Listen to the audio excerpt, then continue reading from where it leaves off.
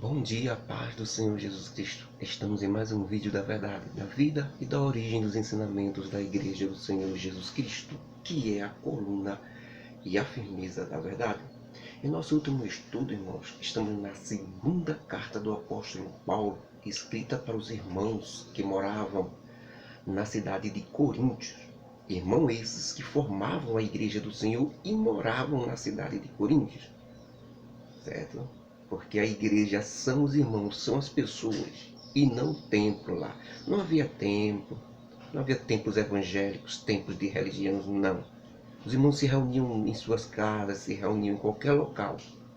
Porque me parece que não era muito bom construir templo, não. Porque só houve um templo de Deus na terra, chamado Casa de Deus, que era o templo lá em Jerusalém. Era o único local na terra que se poderia construir um templo para o verdadeiro Deus. Todos os outros templos, em todos os lugares, são de outros deuses, são de outras religiões, são de denominações religiosas, instituições religiosas, nunca de Deus. O único templo de Deus na terra é o templo lá em Jerusalém. Certo? Foi o único templo que Deus admitiu como casa sua. Claro que não é a casa de Deus, mas em espírito, onde o Espírito do Senhor descia e comprovou aquele local somente. Então, nós vimos no nosso último estudo que Paulo confirmou a sua determinação em ser verdadeiro diante da igreja. Apesar de ser o pastor, ser o líder ali, junto com Marcos e Timóteo, ele garantiu aos irmãos o seu ministério. Ele garantiu que estava sendo colocado por Deus ali. Porque há líderes e pastores de denominações, de religiões, de tudo, irmão. Agora, líder da igreja verdadeira de Deus, só quem conhece é o Senhor. Então, Paulo deu garantias de que era um líder da igreja. Não de uma religião simplesmente, não de uma denominação, mas da igreja verdadeira. E ele disse que ele, Paulo e Timóteo, não deu escândalo em seus ministérios, para não ser censurado ou criticado. Antes, eles como ministros, primeiro de Deus, e não de religião nenhuma, nem de denominação evangélica nenhuma. Primeiro de Deus, ministro de Deus. Nós andamos de uma forma que qualquer pessoa pode nos recomendar, porque provamos isso na muita paciência, nas aflições, nas necessidades que passamos, tudo em nome do Evangelho, para proteger Jesus Cristo e proteger o Evangelho, nas angústias, nos açoites que sofremos, nas prisões, nos tumultos, nas torturas que passamos, tudo isso por falar a verdade do Evangelho. Mas também, Paulo diz que prova isso, que é o ministro do Senhor Deus, e não de uma religião. Ele prova isso nos trabalhos que teve, nas vigílias que fez, nos jejuns, na pureza, na ciência, na longanimidade, na benignidade, no Espírito Santo, no amor não fingido, na palavra da verdade, no poder de Deus, pelas armas da justiça, à direita e à esquerda, por honra e por desonra, por infâmia, por boa fama, como se fôssemos enganadores, mas sendo mais verdadeiro do que todos, pelas armas da justiça, desse Paulo. Provou isso, mas muito bem conhecidos de Deus, mesmo desconhecidos do mundo, mas muito bem conhecidos de Deus. E por Deus, como que morrendo para o mundo, mas estamos vivos como nunca para Deus, como castigados por causa do Evangelho, mas não estamos mortos. Nos forçam a estar tristes, mas sempre estamos alegres, como pobres, mas sem nada material aos olhos de todos, mas espiritualmente ricos e deixando muitos outros ricos também quando pregamos o Evangelho e é concedido o Espírito Santo à pessoa. Eles ficam ricos espiritualmente de Deus, como nada tendo. Nos recomendem, disse Paulo, como nada tendo. E na mesma hora possuindo tudo, irmão, porque somos herdeiros de Deus e co-herdeiros de Jesus Cristo. E a advertência é esta, que os líderes que não tiverem essas coisas em suas vidas são seus próprios líderes e não da igreja do Senhor. Podem ser líderes de tudo, de denominação, de religião, de instituição religiosa, menos da igreja do Senhor. Eles alimentam-se a si mesmos, estão no bem bom da vida, ele com suas famílias. e suas religiões e não tem nada de verdadeiro com a igreja de Deus. Depois dessa advertência, Paulo e os líderes ali, Timóteo e Marcos, que estavam com ele, abriram seus corações para os irmãos ali da cidade de Corinto, né? Paulo disse: irmãos da cidade de Corinto, a nossa boca está aberta para vós, e o nosso coração está à disposição. E por que vocês não têm o mesmo afeto por nós que nós temos por vocês? Coloquem também o vosso afeto para nós. E como vai ser isso? É simples. Escutem-nos naquilo que vamos ensinar para o bem de vocês. Não se prendam, irmãos, com aqueles que não querem compromisso com o Evangelho. Porque que sociedade agora tem a justiça com a injustiça? Qual é a comunhão ou a união que pode ter a luz com as trevas? Que acordo pode haver entre Jesus Cristo e Belial? E que recompensa pode ter o fiel com o infiel? E que amizade pode ter o templo de Deus, que somos todos nós, os vossos corpos são o templo e morada dos Deus, com os ídolos e imagens de esculturas? Não pode. Rejeitem, irmãos, todas as pessoas, artistas famosos, artistas, ídolos, que as pessoas colocam em seus corações. Rejeitem isso, irmãos. Todas as imagens de esculturas também. Porque vocês são templo do Deus vivo, exatamente como ele disse na Bíblia. Neles habitarei e entre eles andarei. Eu serei o seu Deus e eles serão o meu povo. Por isso saiam do meio daqueles que têm imagem de escultura. Seja lá como for, diz o Senhor Deus, e não toque em nada imundo. Então só assim eu serei para vós pai, e vocês serão para mim filhos e filhas, diz o Senhor Deus Todo-Poderoso. Está escrito lá no livro de Levíticos, capítulo 26, e o versículo 12. Ora, meus amados irmãos, diz o apóstolo Paulo, vamos nos livrar dos erros espirituais, como, por exemplo, seguir cegamente um líder religioso, ou até um ídolo gospel, um cantor, um pregador de renome, um pastor, sem antes examinar a vida dele, sem antes examinar como essa pessoa anda pelos evangelhos. Tem que examinar pelos ensinamentos de Jesus, se essa pessoa está dentro dos conformes. Você não pode seguir uma pessoa cegamente sem conhecer os ensinos de Jesus Cristo. Você está errado. Você precisa saber da vida dele, como é que ele anda, o que é que ele faz. Não é só no púlpito não, que se vê um líder não. Na vida dele diário, o que é que ele anda fazendo? Nas escondidas, quando ninguém está vendo, o que ele faz? Vamos nos aperfeiçoar na santificação, tirando todos os erros de dentro de nós, pelo temor do Senhor. Por isso eu, Paulo, digo, nos recebam, irmãos, em vossos corações. Aceitem esses conselhos que estou dizendo, porque eu, Paulo, Timóteo e Marcos, não desrespeitamos ninguém aí na cidade de Corinto. Não levamos ninguém ao erro. E de nenhum de vocês nos aproveitamos como líderes para tomar algum dinheiro ou alguma coisa. Grande é a ousadia da minha fala com vocês, irmãos. E grande é a minha moral a respeito de vocês. Estou cheio de consolação e transbordo de alegria em todas as dificuldades que passo por amor de vocês.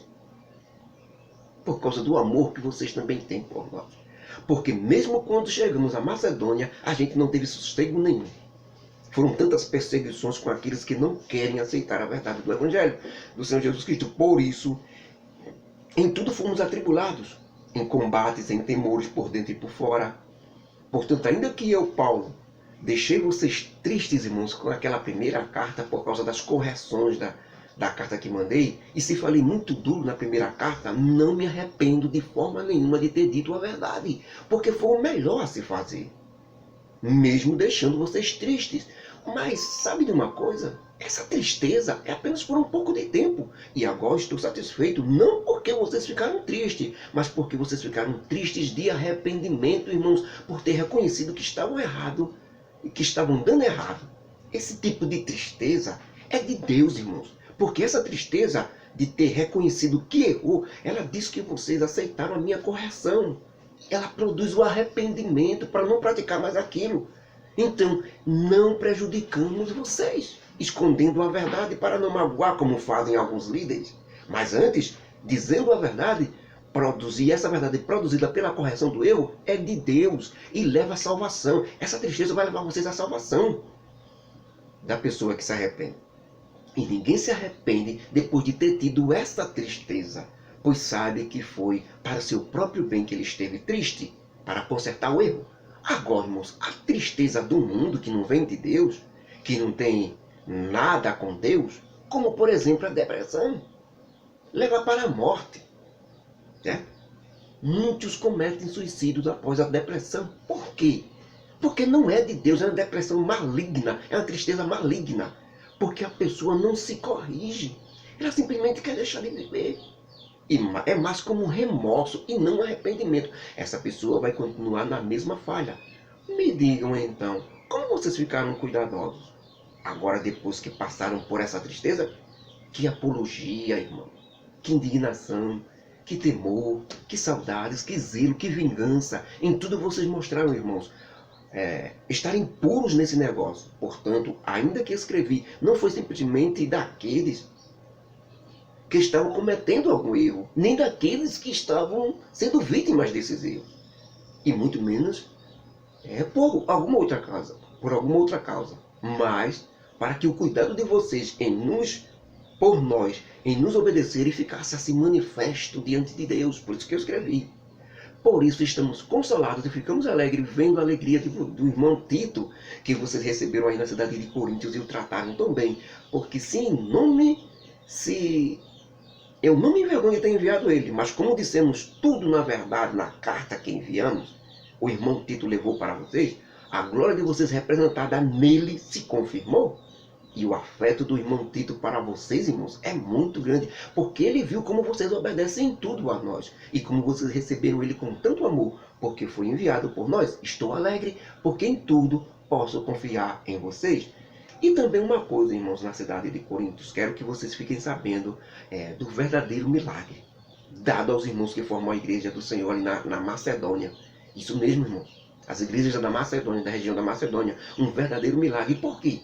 Mesmo eles sendo perseguidos por causa do Evangelho, atacados por causa do Evangelho de Jesus Cristo que pregam, e perdendo muitos bens, porque as autoridades tomam deles muitas coisas, por serem seguidores de Jesus Cristo. Mesmo com toda essa pobreza, irmão, dificuldade que eles estão passando, ainda conseguiram fazer doações ricas de sua generosidade para ajudar outros irmãos. E os irmãos da Judéia aos irmãos da Judéia que passam por uma grande seca. Porque eu mesmo, Paulo, sou testemunha, irmãos, que segundo o que eles podiam, e até acima do que eles podiam, deram voluntariamente, sem ninguém exigir nada. E eles pediram a nós, com muitos rogos, que aceitássemos essas doações deles para os irmãos necessitados, mesmo eles sendo também necessitados. Eles fizeram mais do que nós esperávamos. E sabem por quê? Porque, primeiro, eles se entregaram a Deus, a Jesus Cristo, de corpo, alma e espírito. Segundo, porque fomos nós que fizemos o apelo para fazer a doação, pela vontade de Deus e não dos homens, de homens aproveitadores. Por isso eles confiaram. Dessa maneira, pedimos a Tito que quando estivesse com vocês, aí de Coríntios, ele terminasse essa obra de doação entre vocês. Portanto, assim como vocês cresceram fortemente em fé, em palavras e em ciência, em toda a organização espiritual, e em vosso amor para conosco, assim também vocês terminem essa obra de doação. E olhem que eu, Paulo, não digo isto como quem manda em vocês, irmãos, mas é para provar pela observação de outros, a grande prova do vosso amor. Porque vocês conhecem muito bem a graça e bondade do Senhor Jesus Cristo, que sendo rico e possuindo tudo lá em cima nos céus, por amor de nós, desceu até aqui na terra. Eu e você, por amor dele e você. Ele veio a este mundo e se fez pobre, para que através da sua pobreza, sendo pobre, pelo menos aparentemente, mesmo possuindo tudo, aqui nesse mundo, ele enriquecesse a todos nós em espírito, em poderes espirituais e em verdade, e nunca em riqueza material de dinheiro ou ouro. A riqueza é espiritual, irmãos.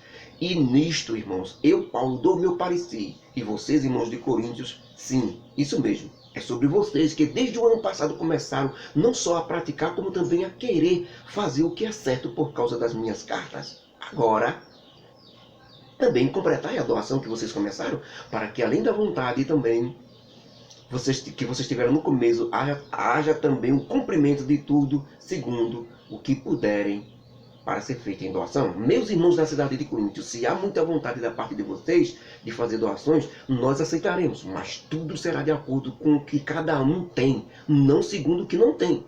Por isso, nada será obrigado, nem haverá imposição de porcentagem de dinheiro na igreja de Deus.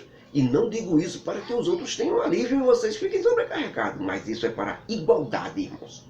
Para que nos dias de hoje, nessa situação muito difícil que quem de vocês tem mais, cubra parte daqueles que não têm. E também a abundância dos outros cubra a falta que vocês também não têm. Desse jeito, haverá igualdade. Assim se cumpre o que está escrito na Bíblia. O que muito colheu não teve de mais, e o que pouco colheu não teve de menos, porque ambos se ajudaram. É esse modelo que o Senhor Jesus Cristo quer para a sua igreja hoje. Mas graças a Deus que colocou o mesmo desejo de Tito no coração de vocês, pois aceitou o nosso pedido e com muita pressa ele partiu até vocês para pegar as doações. E com Tito enviamos aquele irmão, que todos nas igrejas elogiam por onde passa. Tudo isso para a glória do Evangelho e não dele.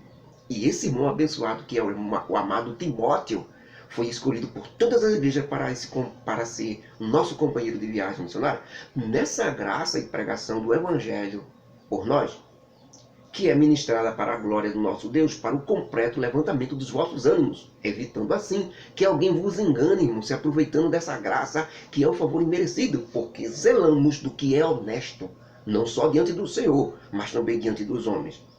E com ele, e com Tito, e esse irmão abençoado Timóteo, enviamos também outro irmão, o qual muitas vezes em muitas coisas mostrou ser fiel ao Senhor Jesus Cristo, o nosso amado Marcos. E agora, muito mais confiante está esse irmão do que em tempos passados, né? Os irmãos lembram. Isso tudo pela confiança em vós. Quanto a Tito, é meu companheiro, e nem preciso falar desse abençoado, que é cooperador conosco do Evangelho. Quanto aos irmãos aqui conosco, eles são embaixadores das igrejas. Isso mesmo, eles são a prova viva do vosso amor, irmãos, e da vossa glória a respeito de vocês. Quanto à forma como vocês se organizaram para ajudar os outros irmãos, não preciso nem falar disso, irmão. Está excelente, porque estou convencido da vossa força de vontade e me glorio de vocês com relação aos macedônios. E os irmãos da região da cidade da Acaia estão também prontos nessas doações desde o ano passado, e isso tem estimulado muitos irmãos. Mas enviei os irmãos até vocês, na cidade de Coríntios, para que nosso testemunho de vocês não seja em vão, mas pelo contrário, que vocês provassem e pudessem estar pronto em tudo. Se porventura os macedônios viessem comigo e pegassem vocês desprevenidos, vocês iriam se envergonhar, e isso abalaria o firme propósito de vocês que vocês têm com Deus. Portanto, tive por necessidade mandar os irmãos até vocês para preparar vocês. Assim, então, a vossa bênção já está preparada para que esteja pronta como bênção e não como avareza.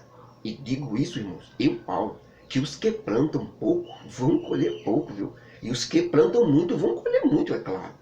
Mas a nossa determinação de Deus para a igreja é que cada um contribua na obra do Senhor segundo o que propor no seu coração, segundo o que determinar em seu coração, segundo sua vontade de coração, seja muito ou seja pouco, contanto que dê com alegria, com satisfação e com prazer, e não reclamando, viu? Porque Deus ama aqueles que contribuem com alegria, por isso está proibido qualquer quantidade de valor que o líder possa pedir dos irmãos. Não. Aquele que determinar valor financeiro não é de Deus. Quem pedir aos irmãos algum valor financeiro que não é de Deus. Porque o valor de quanto se deve dar para a obra de Deus só ficou estabelecido com ordem de Deus na lei de Moisés, no dízimo. E somente para o povo de Israel, o povo judeu, os descendentes de Abraão no sangue, os judeus. E a lei já passou. Agora é a graça. Deus não ordenou dar o dízimo ao brasileiro, ao português, ao americano, ao asiático, ao africano. Não. Deus só ordenou o dízimo ao povo de Israel, as 12 tribos, os descendentes de Abraão. Mas alguém até pode dizer, mas nós também somos descendentes de Abraão por fé. Mas o dízimo não é fé. Eu dou o dízimo por fé. Mas o dízimo não é fé. O dízimo é ordem, é obrigação, está na lei de Moisés, foi ordenado. Por isso que lá em Malaquias, quando o povo de Israel, os judeus, não davam o dízimo, Malaquias podia dizer o profeta Malaquias pode dizer com toda segurança, vós roubais o Senhor. Agora, o brasileiro que é da denominação evangélica hoje, que não dá o dízimo, ele não está roubando ao Senhor, não. Quem disse que ele rouba do Senhor é mentiroso. E Jesus Cristo disse que quem é mentiroso segue o diabo. Se uma pessoa não dá o dízimo e você disser que ela está roubando o Senhor, você está mentindo. Porque na lei de Moisés, quem não desse o dízimo roubava o Senhor? Porque era uma ordem.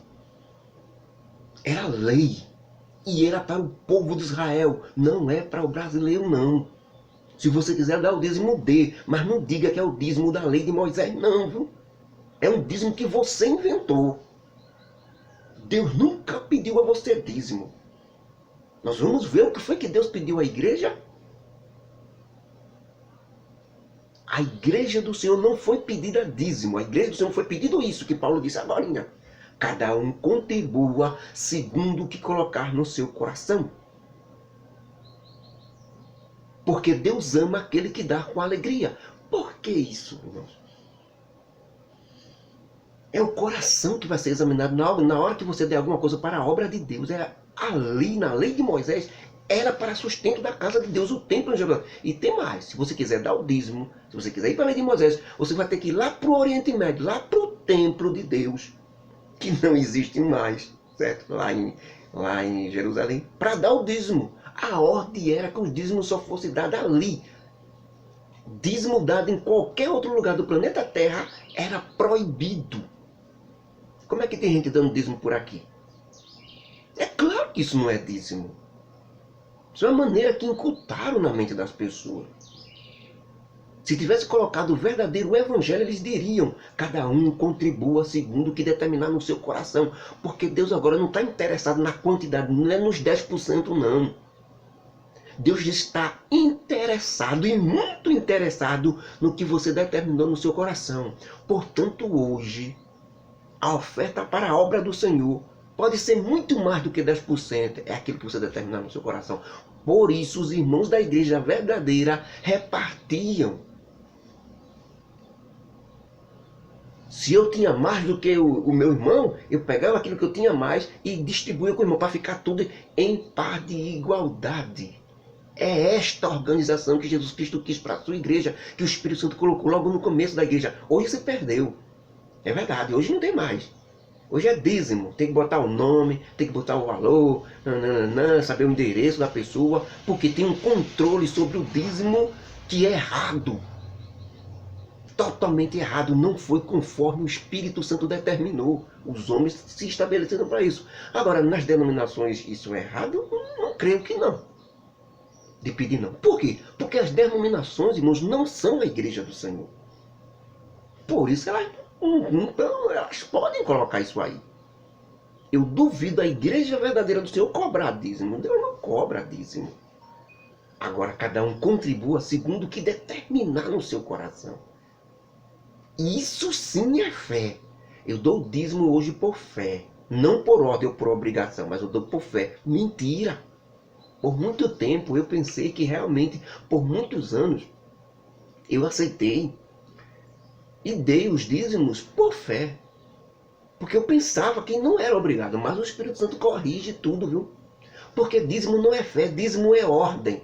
Dízimo é obrigação. Estabeleceu os 10%, acabou-se. Quando é de fé, não se estabelece valor nenhum. É fé. Como é que pode ser fé se estabeleceu a quantidade? É isso que é contrário à lei de Deus, irmão. É isso que é contrário ao evangelho. Evangelho é graça. Evangelho é disponibilidade. É você se prontificar a fazer, sem ninguém lhe pedir, nem lhe cobrar, nem estabelecer valor nenhum. Isso é evangelho. Isso é graça de Deus. Isso é Jesus Cristo. Por isso que a lei parou. Porque na lei não. Na lei não era fé. Na lei era a ordem. O dízimo tinha que ser dado. Por isso, quando os judeus não davam o dízimo, estavam roubando a Deus. Agora, quando davam, a promessa era essa, que Deus derramaria uma bênção sobre eles. Na lei era assim, toma lá da cá. Na graça não é. Você não pode dar as coisas, você não pode contribuir para a obra de Deus esperando receber em troca. Isso é avareza, isso é cinismo, isso é coração ruim. Na obra de Deus você tem que se disponibilizar, entregar, dar, sem precisar. Agora, obra do Senhor. Não confunda com a obrigação que você tem com a denominação, de sustentar a denominação evangélica, de pagar a conta de luz, pagar a conta de água, pagar, às vezes quando aluga um templo para se reunir, tem que pagar. Isso você está tendo uma obrigação com a denominação, não é com a obra do Senhor, não.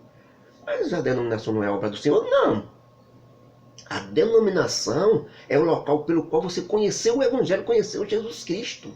E pode fazer a obra do Senhor através dele. Mas não é a obra do Senhor.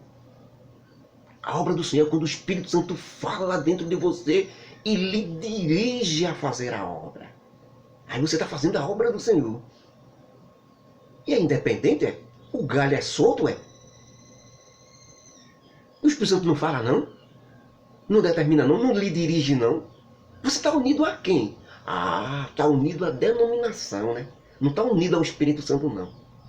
Está unido à denominação. A denominação é que determina quando você vai evangelizar, quando você vai visitar um doente, quando você vai visitar alguém. É a denominação que está lhe dizendo isso? A hora e o dia que você tem que fazer isso? O dia que você tem que fazer jejum? O dia que você tem... Ah, é denominação, né? Pronto! Veja aí os trabalhos. Para quem você está trabalhando? É muito sério isso. Porque o apóstolo João disse que aqueles que são dirigidos pelo Espírito Santo do Senhor, esses são filhos de Deus. Esses são guiados por Deus, diz lá em Gálatas.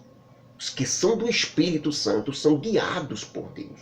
Então, guiados por Deus, meu irmão, você pode estar aqui e daqui a pouco receber uma instrução dentro de você para ir para tal lugar, para fazer uma oferta, para levar algo para algum irmão que você nem conhece, para doar uma cesta básica, para visitar um enfermo. Vá na casa de fulano de tal, faça para fazer uma visita. E ali acontecem coisas maravilhosas. Você está sendo dirigido, você está na obra de Deus aí. Quando você está participando do grupo, na denominação, do conjunto, evangeliza pelo conjunto, faz tudo pelo conjunto lá, na denominação evangélica. Você está contribuindo para a denominação evangélica. Agora você já se perguntou, você está contribuindo para a obra de Deus? Mas não é a mesma coisa, irmão? Não é. Quem é que está lhe dirigindo? Agora, se é o Espírito Santo dentro de você, eu só estou querendo ter a certeza de que você está com o Espírito Santo ativo. Se é o Espírito Santo de Deus que está lhe levando até a denominação, até o conjunto, se foi dentro do seu coração que houve aquele de chamar os irmãos ali do conjunto para fazer tal obra, então tá certo. Mesmo sendo pelo conjunto, mas está sendo guiado. O que eu quero é que você saiba que está sendo guiado pelo Espírito Santo e não por ordens da denominação. Porque a denominação não é a igreja do Senhor Jesus Cristo. Quem disser isso é mentiroso e não há verdade nele. Não botem isso na sua cabeça. Denominação evangélica, Assembleia de Deus, Batista, Pentecostal, são meios pelo qual nós conhecemos o Evangelho, mas eles não são a igreja do Senhor. Elas têm um CNPJ, elas são uma empresa aqui na terra. Deus não reconhece, Deus só reconhece a sua igreja. São as pessoas que Deus reconhece, que juntas, quando estão reunidas ali, formam a igreja. Os irmãos, quando estão dentro do templo da Assembleia de Deus, eles formam a igreja. Deus reconhece aquela igreja, aqueles irmãos, não o templo. Não o nome Assembleia de Deus. Deus não quer nem saber disso. Nem interessa a ele a Assembleia de Deus, Batista, não interessa não. Isso só interessa a gente, para a gente reconhecer para onde a gente vai. Mas para Deus só existem as pessoas. Deus não tem compromisso nenhum, não. Se há escândalo, seja na Assembleia, seja na Batista, seja na Pentecostal, ninguém pode culpar Deus, porque Deus não tem nada com isso. Agora, Deus tem compromisso com os irmãos que estão lá. Este é o compromisso de Deus. É sempre com as pessoas e nunca com o material, nunca com tijolo, nunca com dinheiro. Por isso essa recomendação de Paulo, não se apegue não.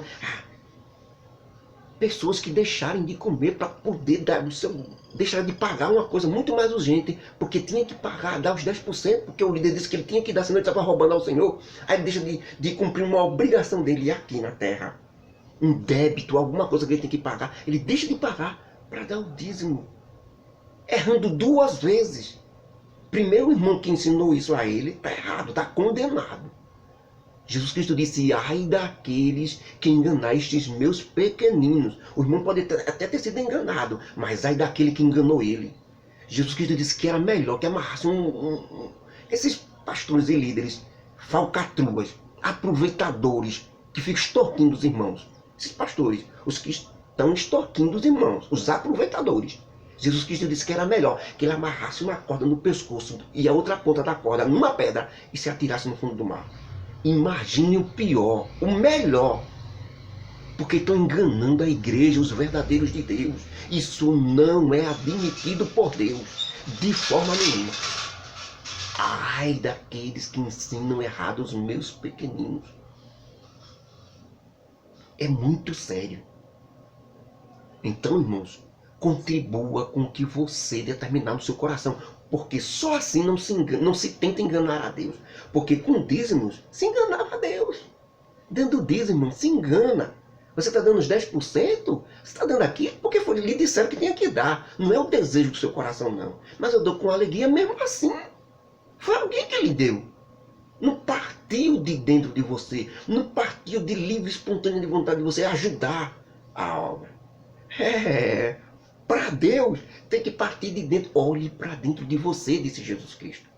Olhe para dentro e veja-se a luz. Essa luz vai brotar, irmãos. Então, irmãos, assim não tinha como roubar a Deus, porque aquilo que ele foi exatamente o que ele determinou no seu coração, aquilo que ele deu. Por isso que Paulo disse, contribua segundo propôs no seu coração. Foi aquilo que ele estabeleceu no seu coração. Não há como enganar, não há como examinar mais nada. Quando você leva algo, irmãos, no Antigo Testamento para o altar, para Deus, se examinava o coração. Se comprovava aquilo na sua mão que você levou para Deus, comprovava com o seu coração. No Antigo Testamento, nos dízimos no Antigo Testamento, isso tudo já passou. Hoje não precisa dessa comprovação, porque hoje Deus não pede mais valor. Deus pede a sua disponibilidade. Então o que você trouxer para a obra do Senhor já é aquilo que você botou no seu coração. Pode ser R$1, pode ser R$10, pode ser R$100, pode ser R$1.000, pode ser 20 mil, 50 mil. Depende das suas condições. Por isso que Paulo disse também, agora não dê aquilo que não pode. Não dê aquilo que não pode. O apóstolo Paulo deixou bem claro. Não vá dar o dízimo estando devendo outras coisas aqui na terra. Você está errando drasticamente. Além de voltar para a lei, além de dar errado. É claro que o irmão que deu o dízimo e não pagou o débito dele, ele não deu de coração. Ele deu porque foi obrigado a dar. Porque ele acha que Deus vai dar uma bênção a ele tão grande que vai cobrir tudo. Mas está errado, Deus não trabalha errado. Quem trabalha errado é esses líderes falcatruas, esses líderes aproveitadores. Eles é que trabalham errado, Deus não trabalha errado. Deus manda que você pague o que deve. Certo? Pague o que você deve. Fiquem bem diante dos homens, para que ninguém lhe acuse. E ele não quer o valor percentual, não. Ele quer o que você disponibilizar para a obra dele no seu coração. Aí ele vai entrar na sua vida. Certo? Para a obra do Senhor, para Deus, o que vale mais é a determinação do coração. Então, tudo que vem de fora, se não estiver combinando com o coração, acabou-se. Agora, se os 10% que você está levando é aquilo que você estabeleceu no seu coração, também não posso dizer nada.